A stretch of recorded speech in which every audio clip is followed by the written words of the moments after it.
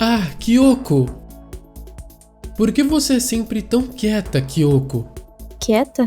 Diz que nunca se abala, diz que não expressa emoções. Você fala como se eu fosse um monstro desalmado. Não foi isso que eu quis dizer. Bom, eu também sou humana. Com isso vêm as emoções e os arrependimentos. Mas os mantenho comigo mesma. Não os transpasso por semblante ou tom de voz. Fala como se fosse fácil, ainda mais nessa situação em que estamos. Olha, eu recomendo que você tente. Sua ingenuidade te torna um alvo fácil. Ela vive me menosprezando. Pense em uma coisa que me irrita. Será que eu consigo dizer algo que surpreenda ela? Proteja-se contra traições, não permita que as suas próprias emoções sejam legíveis e, por fim, não se permita ser mandado por outrem. Lembre-se disso.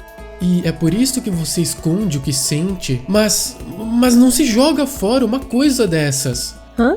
Quando você ri, você fica muito fofa, Kyoko. Esconder esse sorriso numa máscara de frieza é horrível. Sorria e ilumine a nossa vida. Do que você tá falando? Fofa? Você ainda não tem intimidade pra dizer isso. Ah, acabou de ficar coradinha, hein? O quê? Mas você, Makoto, você me enganou? Que? Peraí. Não acredito nisso. Me enganou me chamando de fofa. Isso é uma crueldade desumana. Foi mal, foi o calor do momento. Posso ter te enganado, mas eu não menti quando disse que era fofa. Viu só? Você caiu como um patinho. Hã? Você não usaria a palavra fofa de uma forma tão casual assim. Quebrou a linha de base. Achou mesmo que eu não perceberia sua brincadeira? Que? Então, eu pensei que te enganei, mas o iludido aqui fui eu? Tome mais cuidado, Makoto. Sempre tão ingênuo e honesto. E assim, ela foi embora, minha maior adversária. Kyoko. Bem, para começar a análise de hoje, caso para algumas pessoas isso não seja claro, sentimento e emoção são coisas totalmente distintas no entendimento junguiano. Explicando de forma simples, emoções são expressões imediatas e instintivas do seu estado de humor, como felicidade, tristeza, raiva, medo, surpresa e etc. Sentimento é uma função psicológica racional que atribui valor, como julgar o que é bom ou ruim, certo ou errado e etc. Portanto, é caracteristicamente mais subjetivo do que o pensamento. Claro, emoções necessitam do sentimento para se expressarem. Você só pode ficar feliz, triste ou com raiva de algo se você se importa com aquilo. Se há um julgamento de gosto ou desgosto de certa coisa. Emoção precisa de sentimento, mas o sentimento não precisa da emoção e pode até ser frio. De fato, qualquer uma das 4 funções psicológicas básicas podem ser afetadas ou desafetadas por emoções e, portanto, podem ter sua percepção ou julgamento influenciados. Já que a emoção não é uma função psicológica básica, ela não determina o tipo psicológico de alguém, ao contrário do sentimento. Isso é só para dizer que muito do que a Kyoko disse não nos ajuda a identificar seu tipo psicológico, mas ainda podemos traçar as funções em algum lugar. Por exemplo, em como ela justifica e racionaliza que esconder as suas emoções é uma boa ideia. A Kyoko dá a sensação de que toda hora está em um campo de batalha mental e nunca abaixa sua guarda. Não se pode demonstrar vulnerabilidade e nem ser comandado por outro. Dessa forma, ela toma total controle de si mesma. Nesse sentido, essa filosofia dela muito provavelmente vem de experiência pessoal. Dá para imaginar, por exemplo, tipos opostos como INTP e INTJ tendo o mesmo comportamento. Além disso, a gente não tem muito para analisar sobre essa interação deles. O Makoto tentou enganar a Kyoko percebeu o esquema e o enganou de volta. O Makoto não percebeu o esquema e foi por fim iludido. Ele volta pro seu quarto, chega o período noturno e vai dormir. O Makoto acorda com o anúncio da manhã e se direciona pro refeitório. Chegando lá, os de sempre estão presentes, mas a Kyoko está de guarda com o alter ego e não sabem onde o Taka está. O Hifumi, nas palavras do Hiro, tá mordido com o Taka porque são rivais no amor. De repente, as portas do refeitório se abriram com força total. É Genocida Sho e Byakuya que tá sendo stalkeado por ela. Claro, ele não veio aqui para conversas e café da manhã. Ele veio aqui para ouvir uma história que ninguém o contou ainda. Ou seja, o alter ego. Eles não podem falar sobre isso aqui devido às circunstâncias. Tu fica até agora sem ligar pra gente e chega do nada apressada e já quer mandar a gente contar tudo? Ô cacete, viu? Acabei de tomar uma decisão. Quando sairmos daqui, vou te transformar em comida de abutre. Enfim, o Byakuya pergunta o que aconteceu com o Taka, que algo nele parecia fora do normal. Taka se tornou completamente inútil, a Celeste resume. Permita-me lhes dar uma dica. Não passem a depender de uma falsa camaradagem, ou vão se arrepender amargamente. A Hina não gostou e o Byakuya vai embora, fingindo sair lentamente, acelerando e saiu correndo para fora do refeitório para fugir da Genocida Show. Nada interessante a mais acontece e todos voltam para os seus quartos. Começamos o quarto tempo livre. Dessa vez encontramos a Kyoko na lavanderia. Pode ir direto ao ponto? Que? Como assim? Se quisermos confiar plenamente um no outro, devemos nos conhecer melhor antes disso. Você pensa assim, não é? Bom, só que... Entendo o ponto de vista, mas no meu caso, o melhor que você faz é desistir. Que? Por quê? Porque nós dois não temos assuntos em comum. Quer dizer que você desconfia de mim? Quando você se apega muito a alguém, sua noção de imparcialidade acaba prejudicada. Essa foi uma lição que a vida me ensinou. Aprender por experiência própria é cruel. Experiência própria? Você já deve ter percebido algo que eu sempre visto, uma particularidade minha. O que é que a Kyoko vive usando? São essas luvas, né? Isso mesmo. Mas por que falar delas? Tem algo a ver com a história do se apegar a alguém? Resumindo, eu acabei me apegando a um certo alguém e tomei uma decisão errada. A vida me obrigou a aprender de forma dura, e estas luvas estão aqui para lembrar disso. Em nome destas luvas, jurei que jamais cometeria o mesmo erro. Foi mal, mas eu não entendi muito bem. Pode me contar mais da história? Quem sabe aí eu... Não posso. Perdoe-me. Fim de papo. E assim acabou. Outra vez eu acabei sem descobrir nada de novo sobre ela ou seus sentimentos. A propósito, não se entristeça por isso. Não é que eu omita a história por não confiar em você. Na verdade, você é diferente. Por isso eu te contei tudo isso. Só quero que entenda, não posso falar mais. Não posso me abrir com você, tal como não posso mostrar o que há dentro dessas luvas. Eu nem lembro da última vez que mostrei minhas mãos a alguém. Faz tanto tempo assim? Isso mesmo. Nem imagino quando as mostrarei novamente. Teria de ser alguém muito íntimo, ao patamar de minha família. Íntimo como um parente? Quer se candidatar? Hã? Te peguei. Você é tão ingênuo. Ela me pegou de novo e ainda fez piada, mas nunca a ouvi rindo em voz alta. Foi um sorriso bem honesto. Eu acho, né? Não pareceu mentira. Quem sabe ela não acabou me mostrando um lado de si? Talvez seja assim que ela se sinta. Sei que sempre te mando crescer e ficar alerta, mas, sinceramente, espero que você não mude. Eu te prefiro assim mesmo. Alegro-me quando te vejo, como realmente é.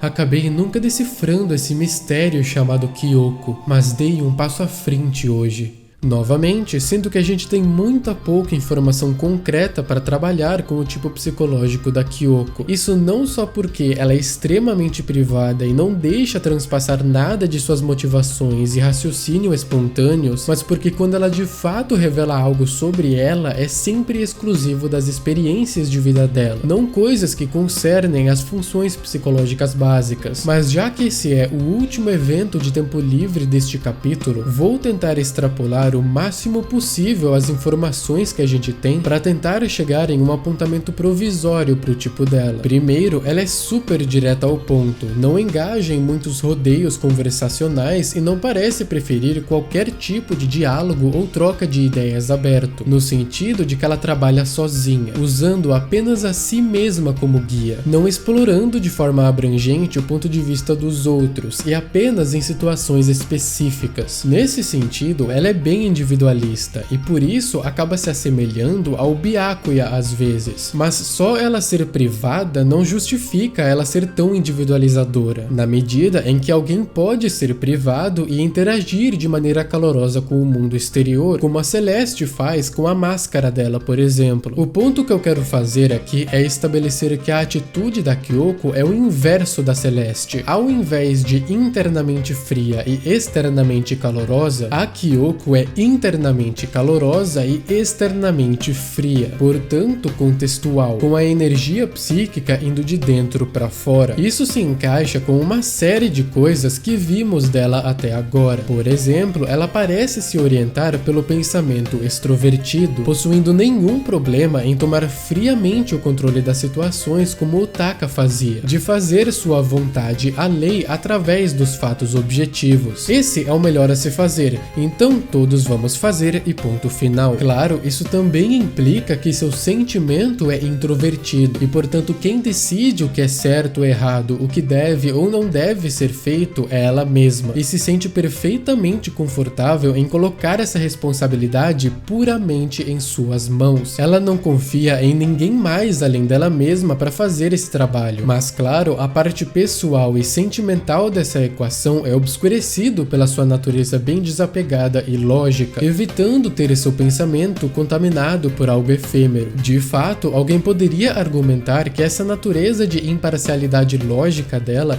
pertence mais a uma orientação do pensamento introvertido. A imparcialidade do julgamento do pensamento extrovertido é de fato apenas metade verdadeira, na medida em que todos os fatos são interpretados conforme a vontade do sujeito, mas essa distinção, quando aplicada em psiques específicas e não em definições arquetípicas, exige maior nuance do que só uma análise semântica. Quando ela fala de imparcialidade, ela não diz isso no geral de acordo com seu julgamento, ela diz isso de forma bem específica, isto é, sobre se apegar a alguém. Ela mesmo implica que isso não é uma orientação psíquica natural dela, foi algo que ela aprendeu pela cruel experiência própria, como uma lição de vida, que por causa desse apego tomou uma decisão errada. Talvez paradoxalmente carrega consigo mesma uma lembrança simbólica altamente pessoal e individualizada, que são suas luvas para se lembrar do erro de se apegar. Nesse sentido, ela está se apegando sentimentalmente ao fato de que não deve se apegar aos outros, e portanto se apega apenas a si mesma e seu julgamento objetivo. Prometeu para si mesma que não cometeria mais o mesmo erro. Agora só falta juntarmos as peças do quebra-cabeça. Se considerarmos tudo que falei agora, mais sua orientação por intuição, mais que seu pensamento não é dominante, coisas que eu disse em episódios passados, só sobra um tipo, INTJ. Claro, vamos ver com o tempo quanto essa hipótese se sustenta diante dos novos fatos. Enfim, depois dessa conversa, o Makoto volta para o seu quarto e tem mais um tempo livre para gastar com quem quiser, mas decide tirar uma sonequinha ao invés disso. Quando acorda, vê algo perto de sua porta, um pedaço de papel. Ele diz: